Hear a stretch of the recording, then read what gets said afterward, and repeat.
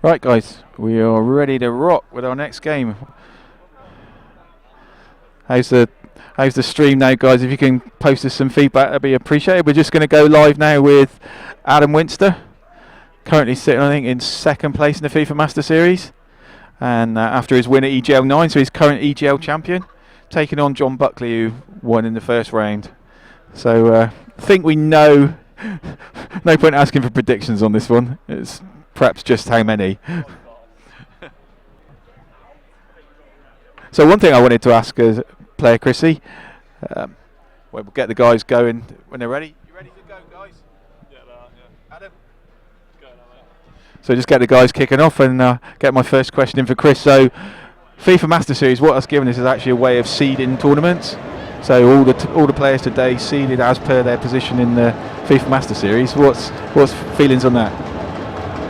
Yeah, no, it's actually nice to do it that way and have no arguments over seeding for once. It's always a little bit done tongue-in-cheek. I always try and seed them as fair as I can, but even like, it's hard to say what verifies being a first seed in a particular tournament, doesn't it? Because someone may have won the last EGL, so they are deemed the first seed, whereas let's say someone's won FIWC, of course you go from there to the first seed, or maybe someone's won VG, who do you define as top seed? Is that Adam? Yeah, I won't say that was lucky because the first one should have got in, but yeah, a nice early lead, like the Sean Allen game. But yeah, going back to the whole seeding thing, it's a nice way to do it. The only danger is when you get players who haven't really, like me and Dimitri, we missed out in the first two live events, and therefore we're low in the table. So so our draws are a little less favourable. But I don't think you or me mind that too much. That's the price we've got to pay for neglecting the scene, isn't it? So I know, but no, it's just a fair way to try and do things. It's just transparent, isn't it? Right, rather than me sitting here with a pen and paper saying, right, yep, he's quite good, he's quite good, he's quite good. Yeah. Well, that might be better, but Yeah, no. Yeah, no, it's so nice and it's transparent, which is, it's all evidence based. So, like you say, if it means that people need to play in every tournament, but it's all been about being a pilot season and learning what works and what doesn't work. And actually, the seedings have proved it today, really, that people are trying to get here for the 8. There's Adam showboating a bit, but saved at the near post. So we're quarter of an hour in. Adam comfortably 1-0 up at the moment. Yeah, I think Adam was another one who didn't. He played EGL. I think he did the last EGL, which he won, and he played in the I Series as well. So he got quite a few points in the bag, and it was like, I don't need to play the online tournaments. But turned up again. That's a lovely little, beautiful turn from Adam in the box there. Dink home. I don't even know how to do that. So fair play. To be honest, I haven't really spoke to Adam that much. Normally quite up to date with how he's doing and how good he is. So it would be natural to just assume that he doesn't play that much anymore after the whole BG thing. But you can see now he's still obviously in control. You don't exactly lose at the. I think he's definitely still a danger. In any tournament, like he's going to be so relaxed in every tournament, especially. Mine and Adam's teammate Ty Walton has sort of grinded his way through the top 16 with a 1-0 win against Peter Squire, so it's good news for us. Well, not if we get beaten by them later on, but for our team. Yeah.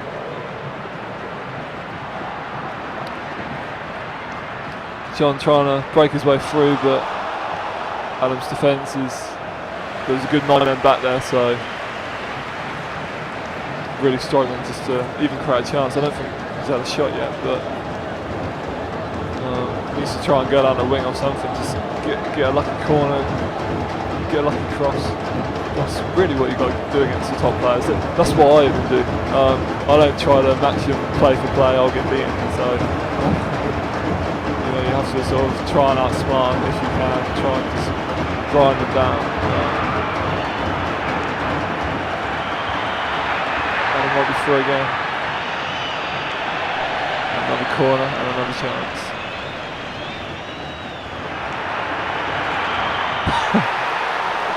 Lovely.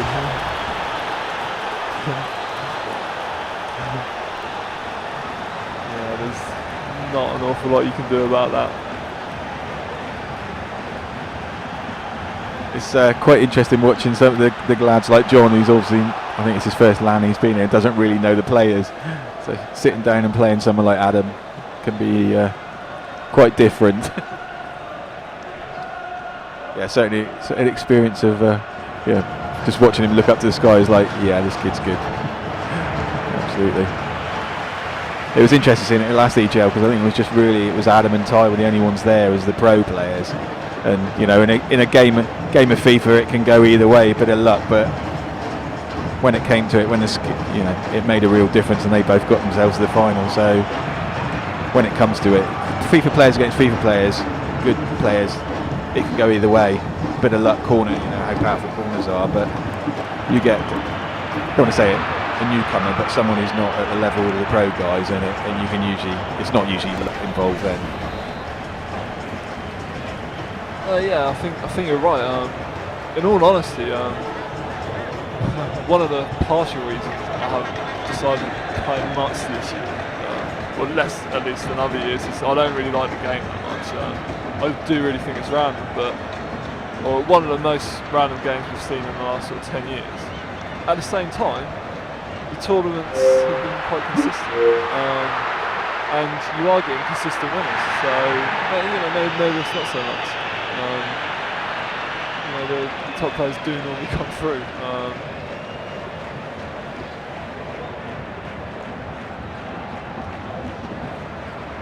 Oh Jesus! Is that a 3? Yeah. Stokes grinding his way 3-2. We've been close to some upsets. We haven't had a big one yet. I don't think we'll have a big one in this game. But you've got sort of the top 8 players again coming through. So we'll just check out the bracket view, see where we're going with everything. This numbers are thinning down now, but we're getting ourselves into the getting into the quarterfinals. Ty's got himself into the quarterfinals so far, and everyone else is battling their way through. This is Adam's game, sitting in the. Where is he? Oh, this is a second round game, I think. Adam's, isn't it? Yeah. So, how's the lag on the stream now, guys? If you can post us a comment.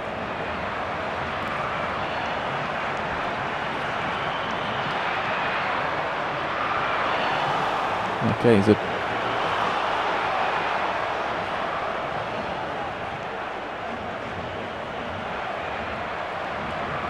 here's Adam attacking nicely down the wing. Cuts it. Oh, it's a beautiful finish. Tucked right in the bottom corner. So we've got games going on in the second round, the third round, then Ty's got himself into the quarterfinals already. So whose side of his bracket is he coming through? Ty's. Sean and Dimitri in Ty's side of the bracket, and then Ollie Shaw as well, so that's nicely loaded. And then down the Chrissy side, you've got Chris, Adam if he gets through, Tom Stokes, Jack Daniels, and Coolidge as well. So yeah, all the players are there, which is good to see. That was a lovely bit of what a goal that was. You see that? Shit, flicked it out. Here we go. Flicked it over and bang. Adam. Showboating? Of course. Why not? Who wouldn't? Anyways, Adam's in 55th minute running with his game. Chris, I know you're a fellow Chelsea fan. So how are you feeling about how things are looking this season? I'm a little bit concerned that everyone thinks we're the favourites to win the league all of a sudden. Because our biggest signing really is Mourinho. And I don't know. I think it's going to be the closest. I know Sky Sports are running that in every advert now. You're looking at the closest league ever. And I think that's been the case for the last couple of seasons, really. Anyway, in pre-build. But I actually do think, without being sort of cheesy, that this will actually be really close this season. I even think, depending on what happens with Bale, I actually think Spurs would be better off if they get rid of him, get the money, and get 3 world-class players in. I think they'll be a better rounded squad at least if that happens. And Spurs will still be strong. Liverpool. I actually have a lot of respect for Brendan Rodgers. So I kind of think 6 or 7 teams can win the league. But I guess realistically, you're looking at United, City, and Chelsea. It depends how Moyes does. Depends what happens with Rooney again. But no, not really. No, I don't want him to come to us because he doesn't even fit. With Chelsea, how do you fit these guys into? You have an attacking 5. Well, no, attacking 6. But we've got Mata, Oscar, Lampard, Ramirez, Essien, Shuri, Hazard, and we haven't even mentioned forward yet. Lukaku, Bar, Torres. That's exactly. You've got sort of nice youth players coming through, and they're all behind about 10 players who should really all be first teams in the Premier League. I guess that's a great thing for us to have. We've got a great squad, but I'm still a little bit wary of. We still have Cahill, Ivanovic, and Louise as our centre halves. I don't think that's anything on what it was 4 or 5 years ago when we had Terry and Terry Partner. Oh yeah, Cavalier, and that was just so solid. And I think that's what we really need. I'd like us to sell Luis to Barca and get a world-class centre-back in, but I don't think there is really many. So, what are your views? Yeah, and I'm a bit worried about Mourinho comes back and therefore we win the league, which seems to be the thing straight away. But not overly confident on that because